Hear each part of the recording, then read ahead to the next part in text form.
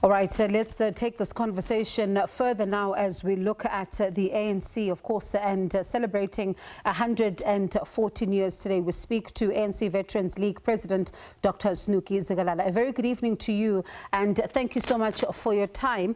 When you look at the history, for example, of the January 8th statement, and you've just listened to that story by Sophie Mokoena, how has it changed for the ANC over time? Well, I think it has changed for the ANC over time, as you know, that there is no anesthetic revolution. And in as far as we're concerned, as the African National Congress, it has changed. As you know, that January 8th is the birthday date of the African National Congress, and it was only Oliver Tambo, Comrade Oliver Tambo, who was the president of the ANC by then, who in 1972 made sure that on January 8th, the ANC itself reignites itself urgently and also make sure that there is a strategic direction for all its members. And so every year we have done that. Even last year, as we have done that, the President Ramaphosa on January 8th said that will be a year of unity of the organization, year of making sure that the renewal of the organization, making sure that the ANC itself get involved in what you call political education of all its leaders. And that has been done. And so far, our political school has managed to attract more than 2,500 members of the African National Congress who have gone through the ANC Foundation course. Yeah. And there is no ANC branch that can sit without its members having gone through that foundation course. And so I think this year we're looking at how will we make sure that we win the local government elections, because those are the most important elections that the ANC is facing. Because if we don't win local government elections, the ANC will be in serious problems. And so everybody is going to concentrate to make sure that we fix municipalities which are dysfunctional, which are not delivering water, sanitation, making sure that employment is created in those municipalities, making sure that people are safely looked after in their homes, because there's a lot of criminality within our society these days. You are in a province where municipalities are facing serious challenges, from service delivery to others failing to meet basic infrastructure targets despite allocated budgets, just in part some of the problems. How do you begin to convince the residents that you are the right political party to fix the problems they've been facing in these municipalities? Well, of course, we have to make sure that the residents look at us as a party of choice. That's what is important. For them to look at us as a party of choice, it means that we have to provide clean water for them. We have to make sure that we fix potholes. We have to make sure that we get rid of corruption that is happening in some of the municipalities. We have to make sure that basic education for our children is being attended to. We have to make sure that unemployment rate is being cut down drastically. And so if we don't do that, the people will say that we are not a party of choice. And as you know that more...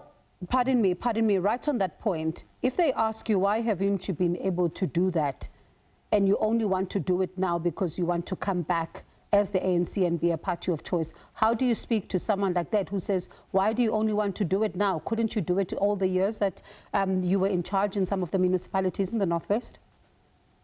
Well, we as ANC, we must know that we're a party that self-criticizes itself, looks at the issues objectively. We know that the people who are employed, especially as senior managers, as mayors, as councillors, are people who are not interested in looking after the interests of ordinary people.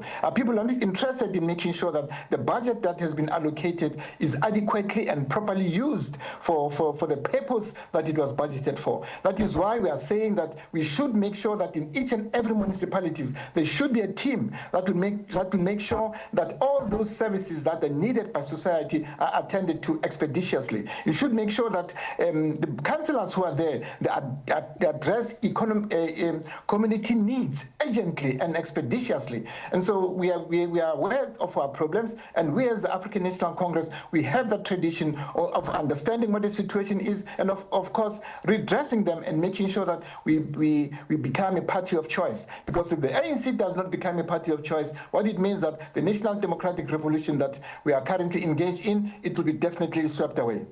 And do you think, though, that South Africans will believe you in that particular message. And I ask this because the ANC has been talking about renewal for a long time now, but also at the same time, when we've listened to the different January 8th statement messages, for example, they've been looking at, a branch level member being able to respond to some of the challenges of the people. And then you still have people who still complain, even to this day, before we get to the elections, that they even struggle to get their ward councillors on the phone.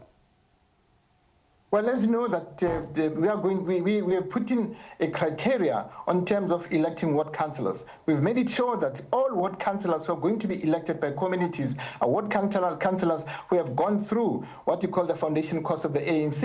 Number one. Number two, there has to be a police clearance of who these ward councillors are, whether are they involved in any criminality. Number three, there should be what you call lifestyle audits of all the ward councillors. Number four, there should be ward councillors who understand what the budget is and what the budget is being planned for.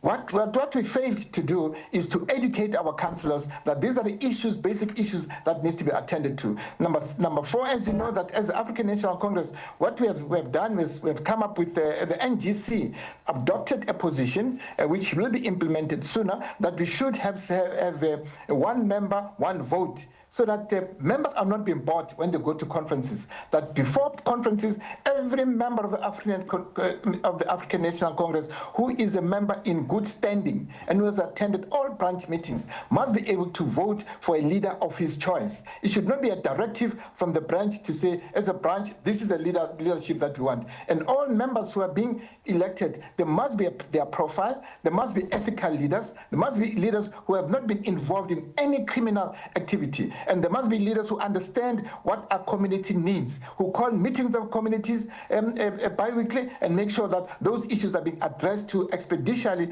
on behalf of communities. Dr. Zikalala, appreciate your time. Thank you so much for talking to us. That was ANC Veterans League President, Dr. Snuki Zikalala.